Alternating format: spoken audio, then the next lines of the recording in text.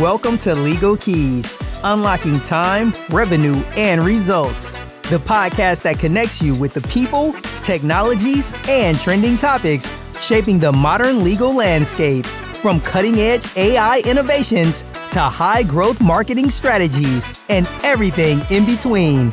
Legal Keys is your go-to resource for actionable insights. Brought to you by Faster Outcomes and hosted by Tim Sawyer, two-time Inc. 500 co-founder entrepreneur. We're here to help you navigate the tools and trends driving success in today's legal world.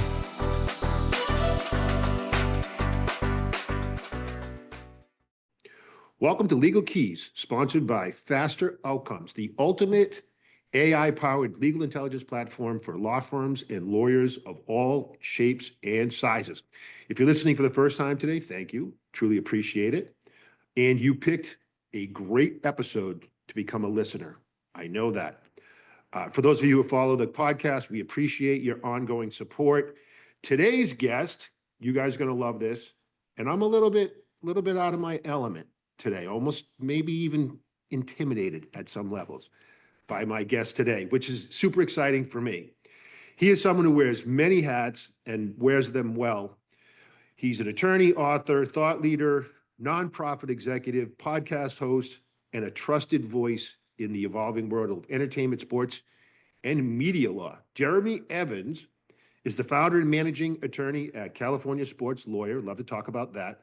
Representing entertainment, media, and sports clientele across the globe. He also serves as president of the California Lawyers Foundation. Interested to hear about that as well.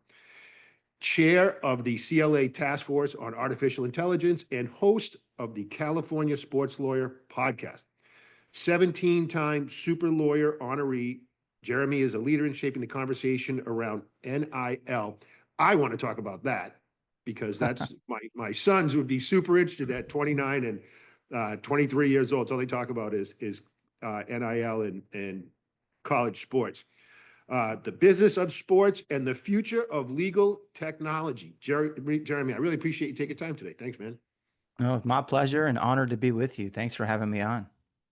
Oh, it's great. And I guess let's start from the beginning, right? Not all lawyers end up in sports and entertainment. So what was that? What was the inspiration behind that? And what was the path to get you here?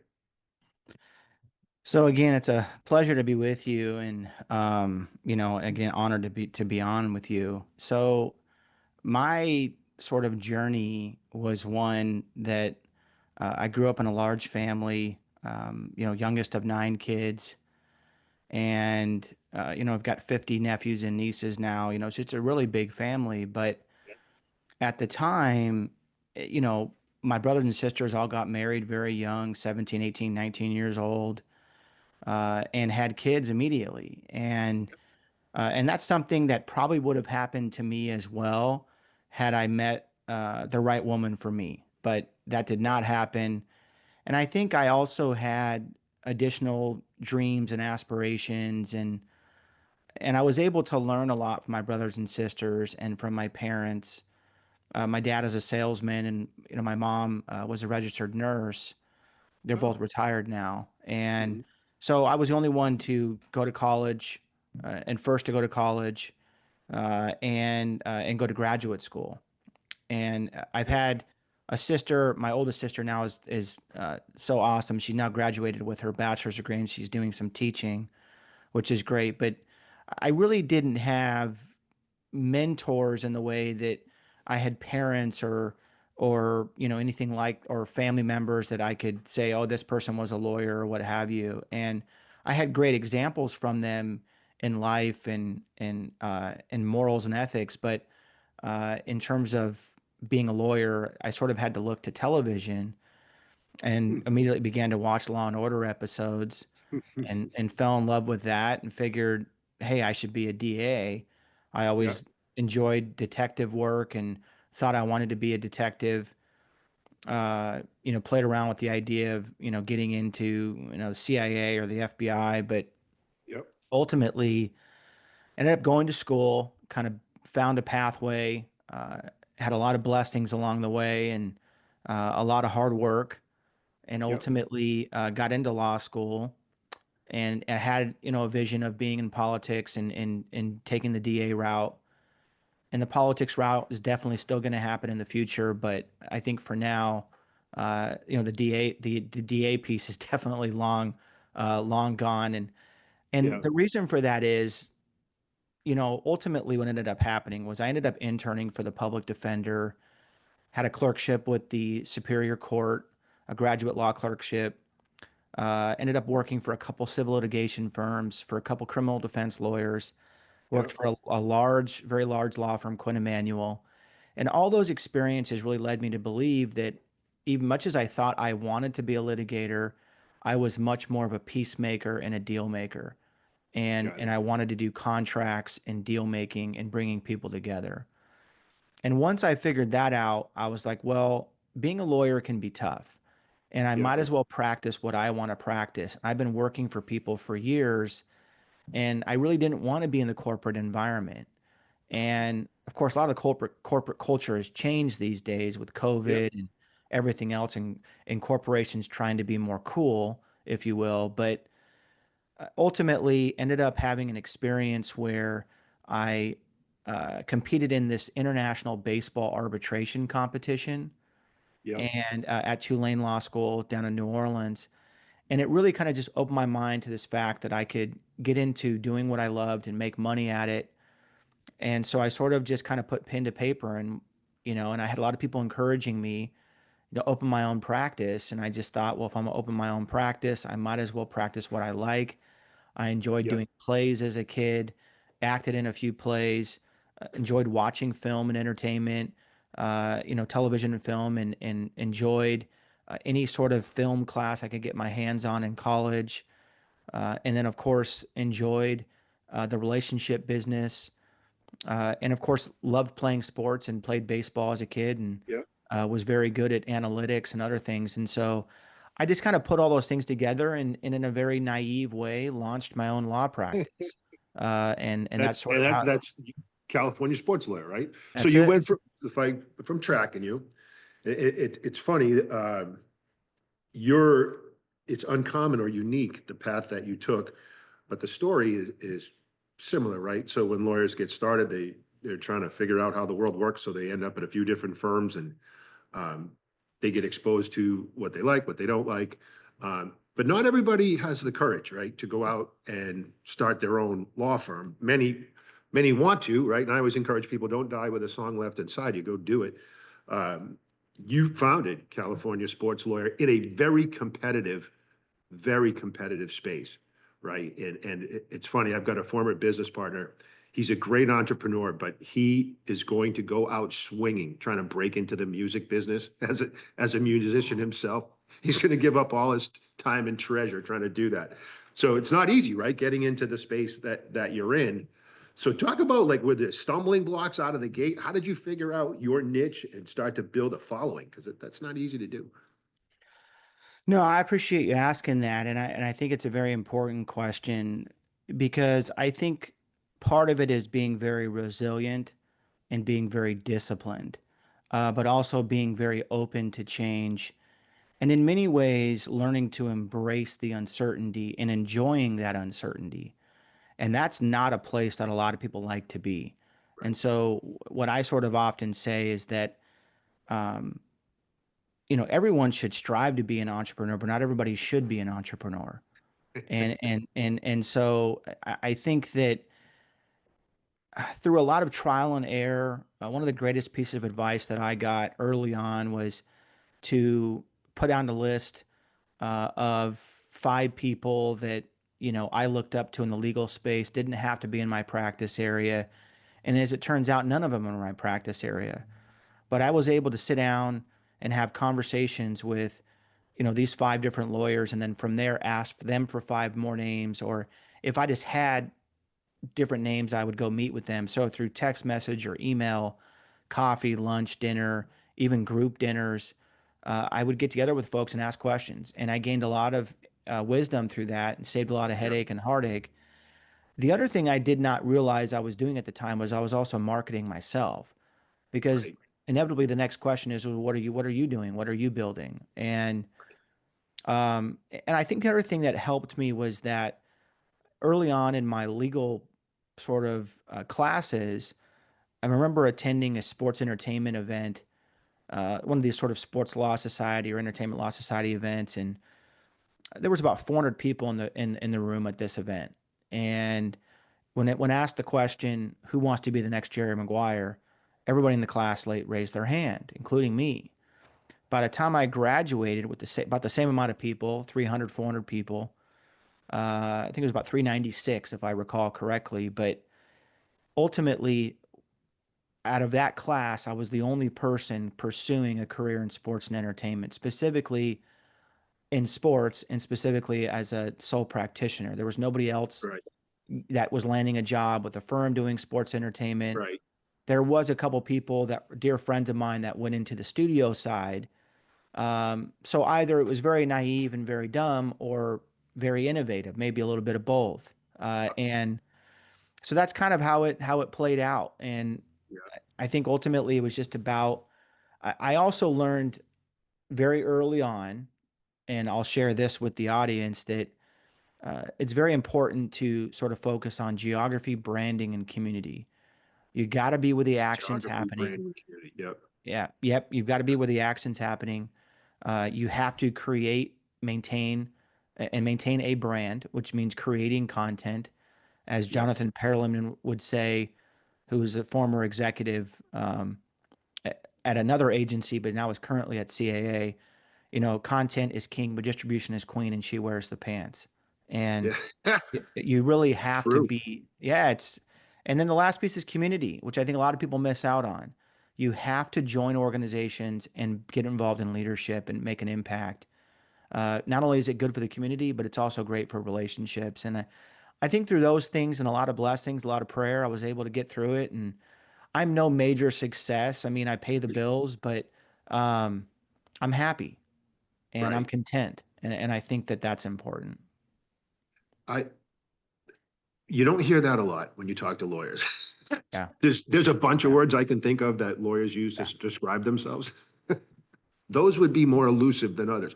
Um, but the what's interesting though is when you were talking, I was thinking about, in college, and you say to someone, "Oh, what do you want to do?" "Oh, I'm going to get involved in sports. I want to do something with sports. I played sports my whole life. I want to," and then you think about the line of kids waiting to get into ESPN to interview for, whatever position that would, that they can get.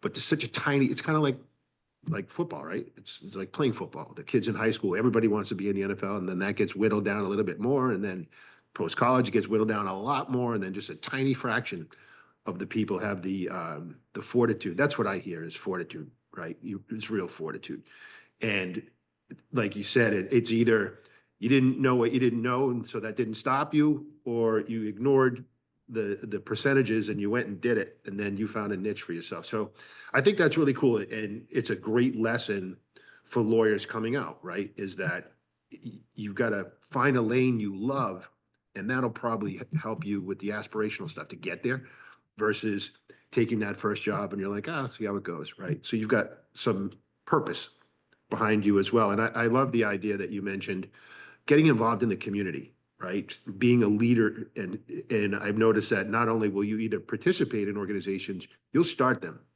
And I think that's really cool. And one of the things I want to make sure that I get this right. So you had mentioned competing, I think at Tulane, right, in this mediation competition. And then you launched the National Sports Law Negotiation Competition.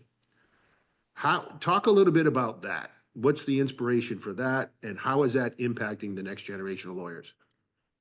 No, and thanks for asking that, Tim. And it's really, I got goosebumps when you were mentioning that because I still look so fondly back on launching that and have since launched the California Sports Lawyer Negotiation Competition, which is hosted at the Rose Bowl every year. And it's it's really what it boiled down to was I had this amazing experience. Most of law school, you're learning a lot, you're learning a new language, you're meeting great people, you're having terrific experiences. And in my situation, especially because I ended up doing a study abroad program between my first and second year where I had never left the country before. other than a couple family trips to Mexico into Baja. Yeah. And that was the extent of it. And it was sort of a proximity thing because we were closer to the border. But my first flight was into Hong Kong, and and ultimately what ended up being a 3 month trip where I visited uh, 19 countries and 29 cities in 3 months, Wow. and literally flew around the world, and then served as 1L class rep, and then served as vice president and editor in chief of the student newspaper, and then president of the student bar. So, I mean, I had an amazing experience. And the classes could be fun, but sometimes it could be mundane, Yeah. for subject matter. And we had great professors. But I had this opportunity to go compete and argue over baseball contracts in a mock arbitration competition, and had such an amazing time with that I sort of obviously, we didn't win that Yeah. first year, which wasn't great, but I took that level of loss and thought, how can I make this better and what can I do to improve? And so I ended up launching the National Sports Law Negotiation Competition, which is still running to this day, still a great success for the law school. And that was the entire point, was to create something Amazing. successful and pass it on. And that's what you do as a business owner. When you're creating and you're investing in things, you're building things and passing them on. And Yeah. so created this competition. We had 20 teams the first year. We had 40 teams, pretty much every year after that.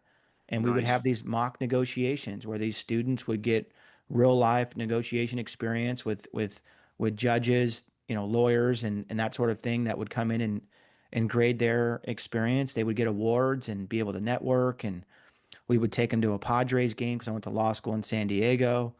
One of the Yeah. years it worked out perfectly where one of the negotiations was Clayton Kershaw doing a Gatorade deal, and it happened that the Dodgers were playing the Padres. And we put everybody in a suite. We had everybody in the Western Metal Supply building. We had Yeah. the owner of the Padres come by. We had Hall of Famers come by. Oh, that's It cool. was awesome. And Yeah. then from that experience, I moved back to Los Angeles because the whole geography piece, I needed to be in and around LA in the market Yeah. in Hollywood, and ended up getting on the Rose Bowl Legacy Foundation board, which gives back to the community. Congratulations. Yeah. Thank you, and looks to really build up and maintain the Rose Bowl for all its greatness, Yeah. and ultimately from there worked with one of my colleagues and friends, Deedon Brozino, who's the president, and ended up building this competition that is now we've got 3 years.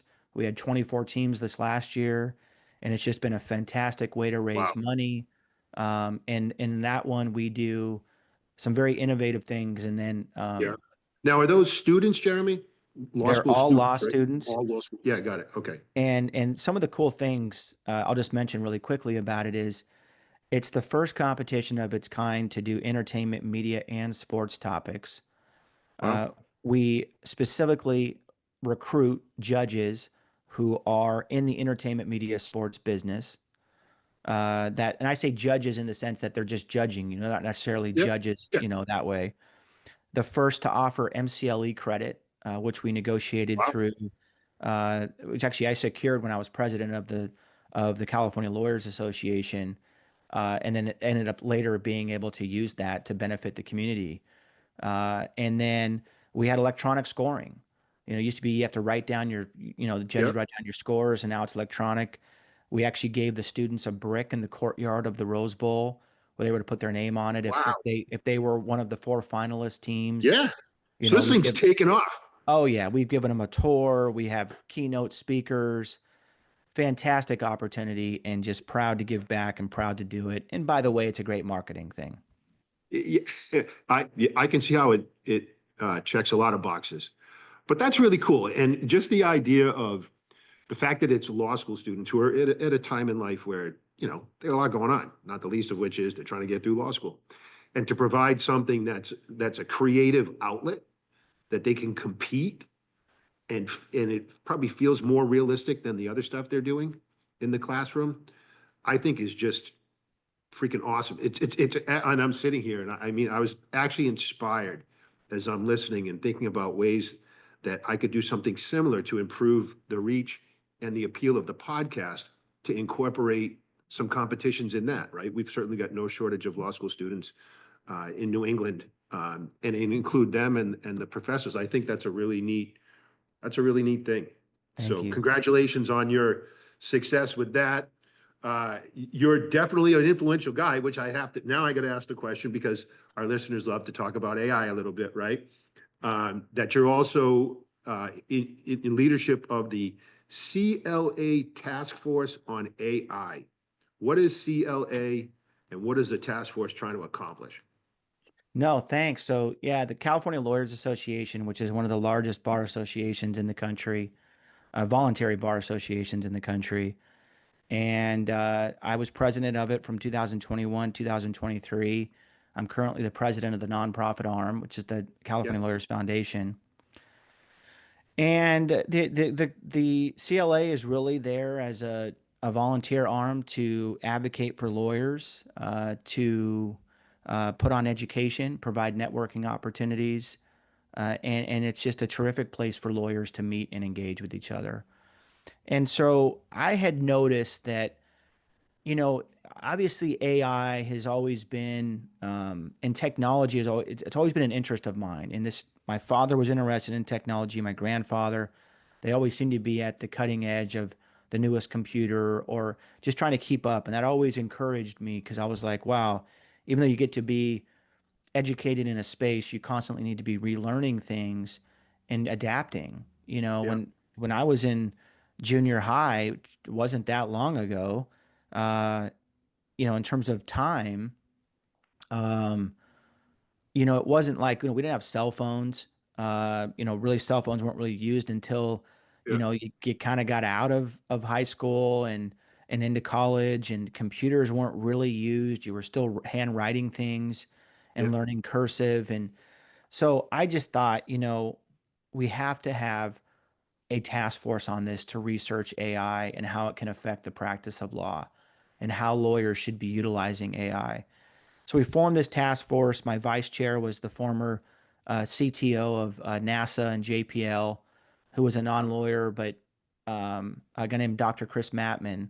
He's now the CTO at UCLA, yeah, and just a terrific individual. And we had so many other great lawyers on this panel, and we just took a year to do research, and it resulted in a very efficient and business-friendly 10-page paper that's yeah, published online. It just helps people. And there was other bars that did things, and they did great work. Even the state bar did some great work, and we refer to a lot of that. But we wanted something very practical, not something that was 300 pages long. yeah, And the general results were this. One, if you're using generative AI, do yeah, not, in your inputs and in your outputs, do not have confidential, private, privileged, uh, and yeah, intellectually property protected information. That was the first step. The second was you have to have human review. It's no different than having an associate, but even more so, you have to review your inputs and your outputs. You can't just rely yeah, on what comes out and say, here's the paper, here's the this or that. And the third piece is that there may come a time where you have to disclose that you've used it. Um, yeah, so, and I think that's really what we came down to. The task force, finished its work, and it may reassemble if needed. But for current times, we finished our work, and then people have moved on.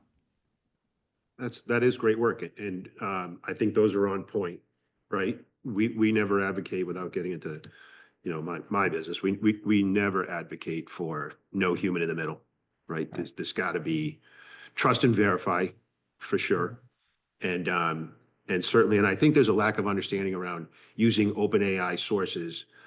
Um, and I kind of joke because when you talk to lawyers about using AI, politics aside, it's like trying to find a Trump supporter, right?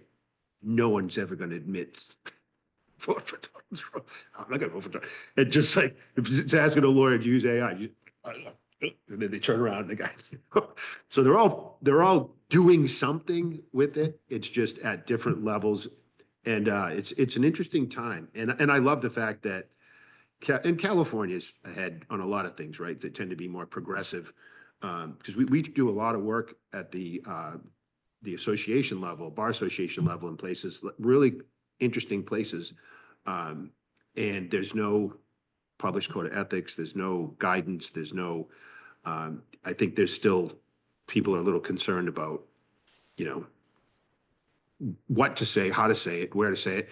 And then there's the nuance, obviously, is while there's a requirement per se, an implied requirement that lawyers need to be using the most cutting edge tools to provide the best advocacy for their clients.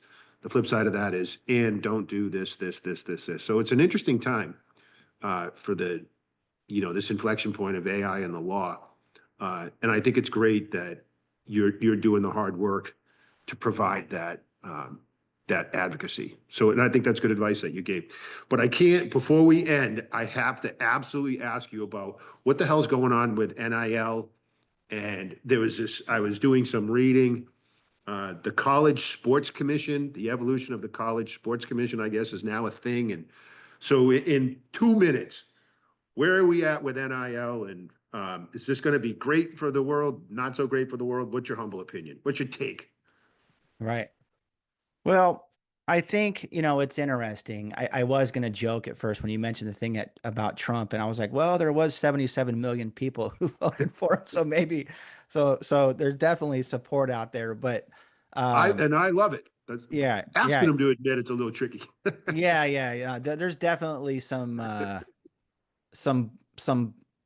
sort of I get it. blowback as to that, in terms of like people being scared to speak out and that sort of thing. But I think with the NIL stuff, this is so interesting because um, there's going to actually, Lee Steinberg and I have a piece coming out. Lee Steinberg, the Yep. super agent, and we've been Yeah. good friends for many years. And we wrote a piece together. Was he part of Athletes in Action?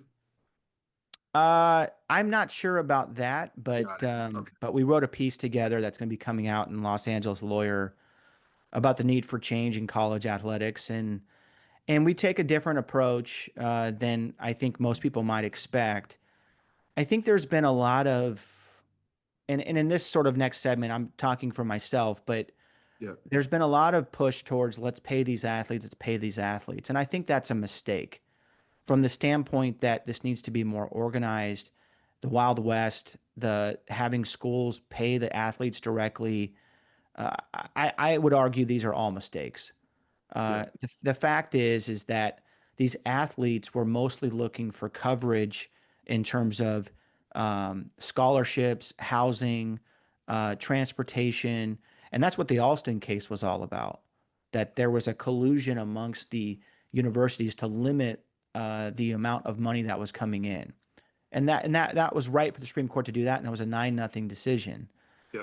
But the O'Bannon cases and these other cases, the House settlement that Judge Wilkin and other courts have looked at, have been sort of about this idea that we're going to grant or trying to grant, direct payments. And the judges have all stopped short of doing that. Judge Wilkin went as far as to say, oh, maybe a $5,000, payment, but even that wasn't Direct necessarily payment from the schools versus the companies. You mean? Yeah. right, right. Yeah. I'm trying. Now, Okay. and I'll distinguish that with NIL, which is to say, if somebody provides a service, you post so many times on social media, you make so many appearances, you should get paid for that.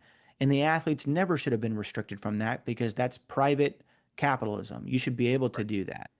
And the NCAA should never been able to limit that. And I think that's fair game. I think players should be able to do that, and that's fine.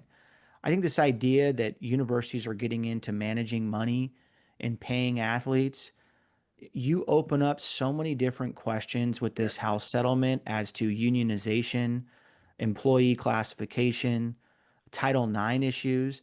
Are you going to pay the top quarterback the same amount of money as the volleyball team or the rowing team? Right. It's just because at the end of the day, if we're talking about fair market value, Yeah. um, clearly there's going to be a difference. So there's a lot of issues that come out of this, but I think this College Sports Commission has the potential to become more powerful than the Power Four conferences and the NCAA. And I was a little bit surprised, and basically what they're going to be is a clearinghouse for NIL deals. Got it. So this will be on top of the 22 million 20 to 22 million that each school is going to have set aside. That's a sharing a revenue. Yeah. Um, but it's going to be very powerful because much like Congress controls the purse strings, there's going to be the whole process is going to run through them. I Yeah. don't think it solves all the problems, but it definitely addresses some of the issues. But this is not the last we're going to hear of it. And the last thing I'll say is that I was disappointed, but I guess I understand it that the NCAA did not step up and say, we will manage this, we will regulate this. There will be only NIL deals private. The only job we're doing is approving them to make sure they're not pay for play and investigating where needed. I was surprised they deferred to creating this new body, Yeah. but I also understand it. The NCAA is an educational arm. Uh, Right. but that being said, it somewhat doesn't make sense because they still run March Madness. So to me, I don't know sort of what the vision is here, but maybe this is the solution for, for now. Interesting. One last question as you were explaining that. So my limited understanding of use the NFL, for example, is there's only certain agents that there's a process that an agent has to go, a sports agent has to go through to to negotiate an NFL contract. Is that happening with these NIL deals? In other words, are there going to be certain types of lawyers, certain certified lawyers that can handle these things, or is that what it is now, or not quite yet? No, it's not. There's a lot of what you would call marketing deals. So you're not necessarily acting as an agent. It is such an interesting space. Hmm. And I've called attention to this many years. I've written columns about the differences between lawyers and agents and the ethical responsibilities of lawyers and what they have to follow and why lawyers often or people who go to law school often don't practice law and get barred Yeah. because of the ethical obligations with in-person contact and everything else. Now, truth of it is, you don't, you could try not to follow those rules and run the risk of being disciplined. But I just learned early on in my own practice as a a personal example that unless you had a lot of the big clients, you weren't going to make good money, or unless you had a lot of clients, you weren't going to make good money. And I also enjoyed more of the legal and the deal making than I did of the sort of hand holding and the other parts of the relationship that you have to deal with and The work through management. as an agent. And it just that wasn't for me. There's some Yeah. great agents out there and that's wonderful, but it just wasn't for me. And so I think that there's a lot of unregulated space, and I'm not a one that would sort of call for regulation and everything, but I will say there's been some issues where um, you know, even in the entertainment side, where you have the Talent Agencies Act and you have the Miller Ayala Act in California and you have the Sparta Act for federal, where you have to register. But there's definitely a lot of cutting of the lines of Yeah. saying, well, I'm only doing the marketing deal, and so I haven't crossed that line. But if you're, and of course, there you have to distinguish between team sports and individual sports. Most of the individual sports don't have unions, so there's really no Right. process to go through. But I would say most teams will not talk to you directly unless you're registered. I don't know if the schools are enforcing that as well. Probably not because they Yeah. don't have contact with that. They're just getting reported the deal by the Yeah. student. So it's very, very interesting. It's interesting. Final on that is, and I would assume there's an outsized influence on the parents, and that can be very tricky at that age when you're the personnel management around that process. To your point, is Yeah, not something yeah. It's it's it's it's tricky. one of It's the tricky. biggest things. I mean, it's managing your client and managing client expectations, and a lot of the times you have parents who love their kids very much, and that's Yeah. admirable. But I think in that sometimes your passion clouds your judgment, Yeah.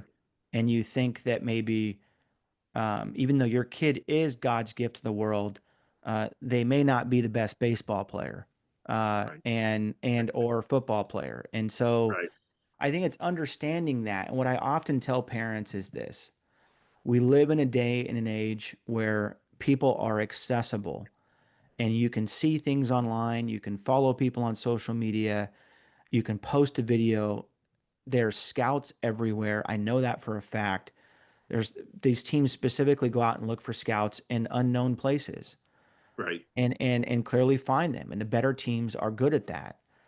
And so, and I'd even point to the Dodgers over many years, signing many guys out of Mexico and other places around the world that other teams missed, Right. and just gave it an opportunity. So I tell parents, look, if your kid is talented, they will be seen.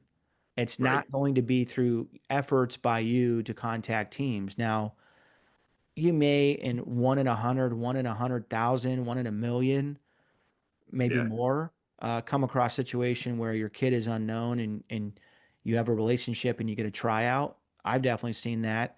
I've definitely, had Yeah. players that probably didn't deserve a tryout or or um or were sort of stretching to get a tryout and get one. That's Yeah. definitely happened.